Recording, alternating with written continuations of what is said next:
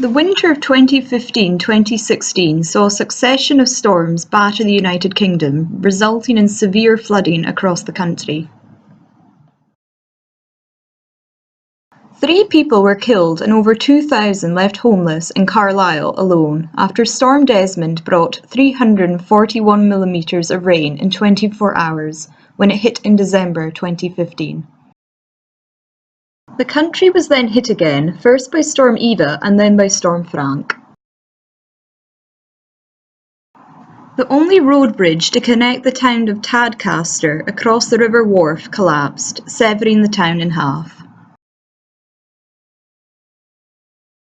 In Aberdeenshire, the idyllic tourist town of Ballater suffered severe damage as the River Dee burst its banks in an unprecedented style.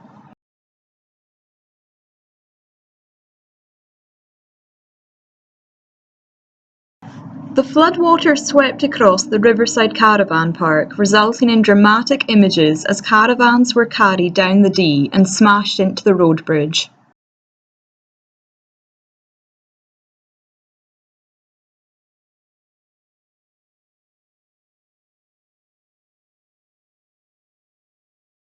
We asked the locals a series of questions summarising their experiences of the flood. On the whole, most people have recovered from the floods in good style, and many of the businesses are back up and running. The sense of community spirit in Ballater is stronger than ever, and many feel that, while the council and organisations such as SEPA did what they could at the start of the disaster, their extended response has been disappointing.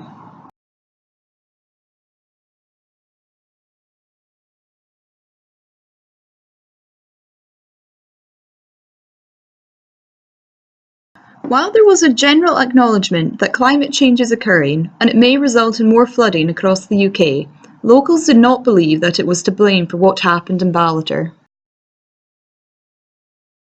Instead, they felt the Storm Frank floods were a perfect storm of an exceptional amount of rain and snowmelt occurring together.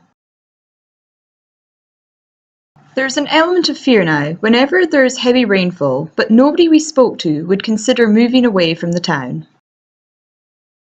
Tourists are now returning to Ballater, but there is a strong feeling among the locals that for Ballater to recover economically from the disaster, the caravan park must be back up and running at full capacity, as it is the keystone of Ballater's income.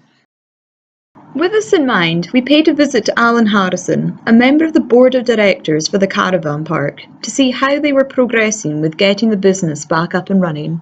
We asked him questions concerning how the site has changed since the floods and the defences put in place against any future flooding. Okay, excellent. So it just then made any changes and stuff. Obviously with reduced numbers of sites and stuff. Is there anything else on the site that you've changed? Can maybe layout-wise or? No. The pitches are much bigger than they were before. Mm-hmm. We had redone the toilet block anyway. Mm-hmm. Well, that was being redone when the flood came. Luckily, it didn't cause all that much damage. Yeah. So, right. And it washed away our play park, so we had to put in a new play park. Yeah. But we had sufficient funds to do all that. Yeah. And with sufficient funds to do this bit, again with some help from Prince of Wales Charitable Foundation. Yeah. So have you got did you build any kind of flood defences stuff, anything in case it happened again, or is it just No, we've no flood defences. The river broke its bank, just sort of went straight through there. Yeah. And the council reinstated that bank. Okay. Back to what it was. But I mean, it's for a bank to really defend against floods, it needs to consolidate a bit. Mm-hmm. So it was only put back in last October or something like that. Okay. So it hasn't even been a year yet. So if there was another one to come, you would think, well, it's not going to stand. So. Yeah. And in the meantime, what we've done is we've liaised with a local Ballater resilience team, which has looked at what can we do if it comes again, and we're warned it's coming. What do we do? How can we get people at the houses? How do we house them in the meantime, temporarily, things like that. So we've liaised with them, and we've now got a procedure in place that we'll do. Yeah. And we'll carry out if we get a warning. So that's in place. Alan displayed a very positive attitude toward the caravan park's recovery since the floods. He was grateful for the support shown by locals who offered their time to help repair the damage. He was also grateful to the Prince's Trust and Aberdeenshire Council, who provided the required funding and led the clean-up operations.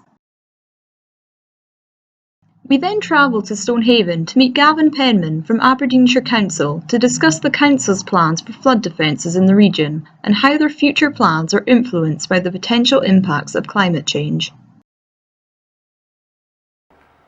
I think longer term we're just about to start commissioning a flood study for Ballater. That will look at all different engineering measures we can take, but that's quite a long process because the study can take maybe 3 or 4 years, and then the actual construction could be another 6-7 years. So people will be living with that risk for quite some time.